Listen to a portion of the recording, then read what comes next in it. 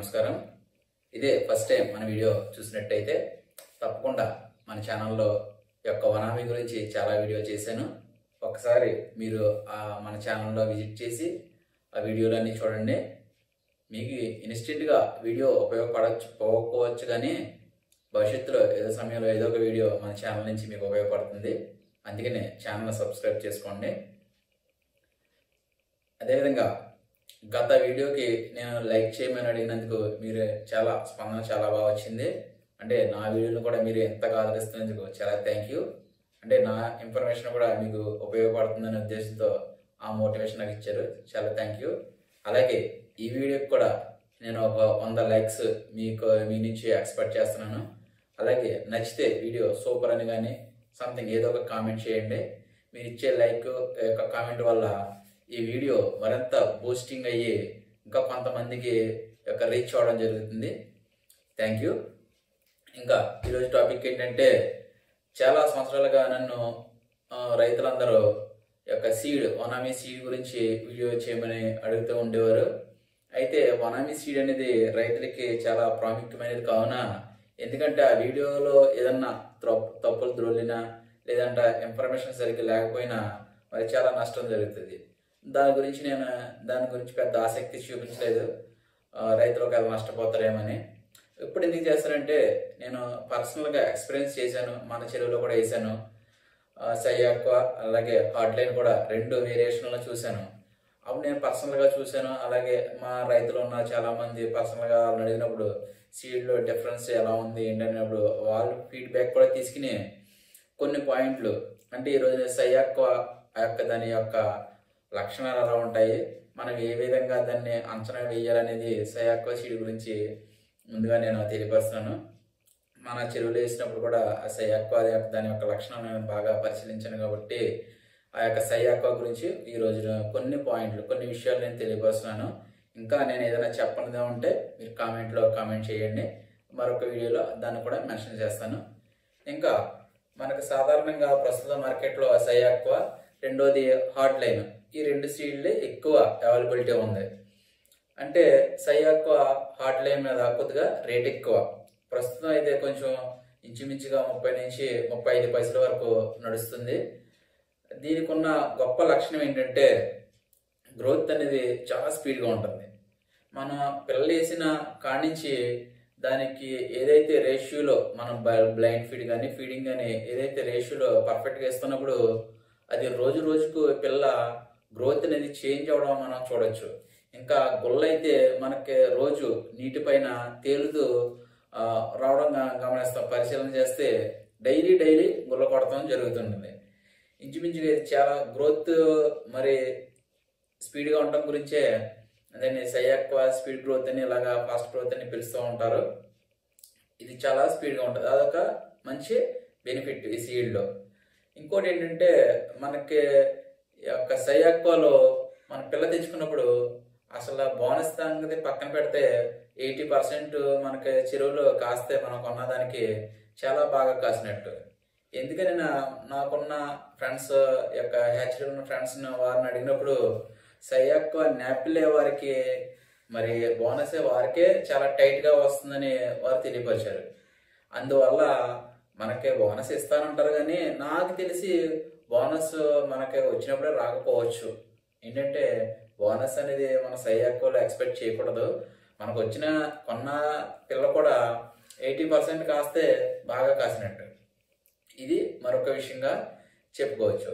సయ్యాక్వా seed మేతలో చాలా స్పీడ్గా తీసుకోవడం జరుగుతుంది.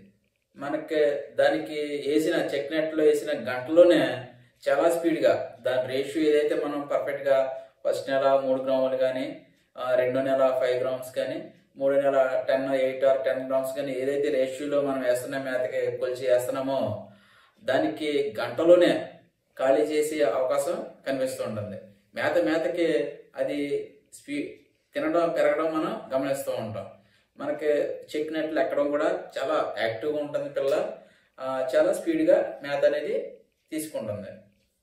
అయితే ఈ యొక్క సయ్యాక్వా సీడ్ దగ్గర ఉన్న మైనస్ ఏంటంటే, ఇది చాలా సెన్సిటివ్గా ఉంటుంది.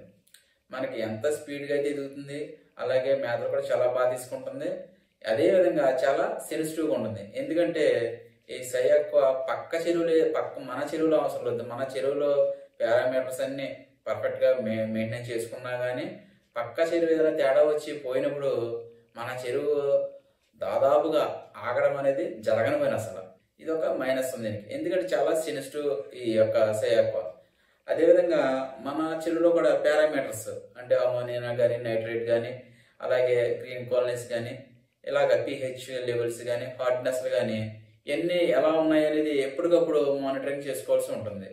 మరి పిహెచ్ అప్ అండ్ డౌన్ అయినా, అలాగే వాతావరణంలో సడన్గా మబ్బులు పట్టి, అలాగే కొంచెం ఎండలు వర్షాలు ఇలా వాతావరణం అప్పటికప్పుడు ఫ్లక్చువేట్ అయినప్పుడు దానికి అనుగుణంగా వాటర్ పారామీటర్స్ చేంజ్ని బట్టి మనం దాంట్లో ఏమన్నా వాడుకోవాల్సిన మందులు కానీ ఆ పారామీటర్స్ని బ్యాలెన్స్ చేసుకునే ప్రికాషన్స్ అనేవి మనం తీసుకోవాల్సి ఉంటుంది.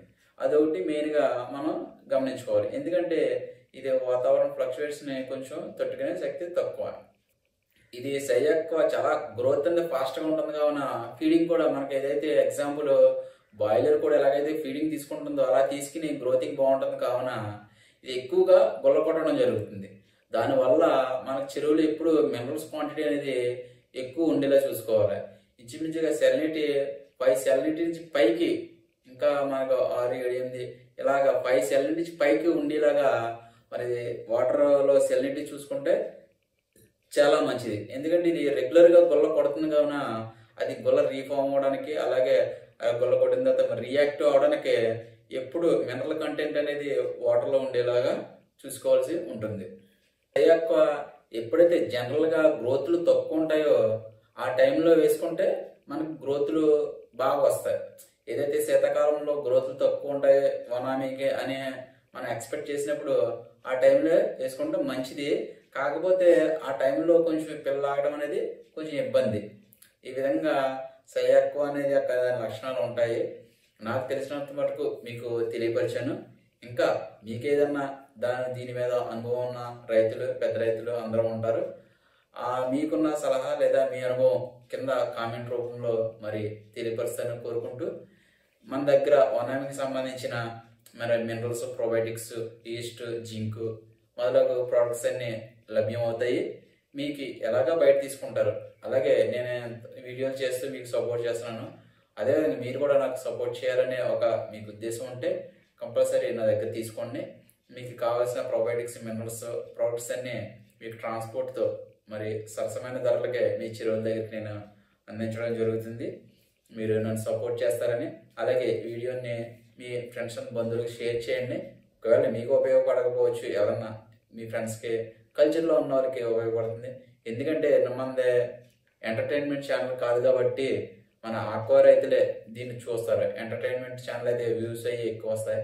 అయితే మనకు ఓన్లీ ఆక్వా రైతులే దీన్ని చూస్తారు కాబట్టి మీరు కంపల్సరీగా నాకు సపోర్ట్ చేయాలని కోరుకుంటూ థ్యాంక్ యూ.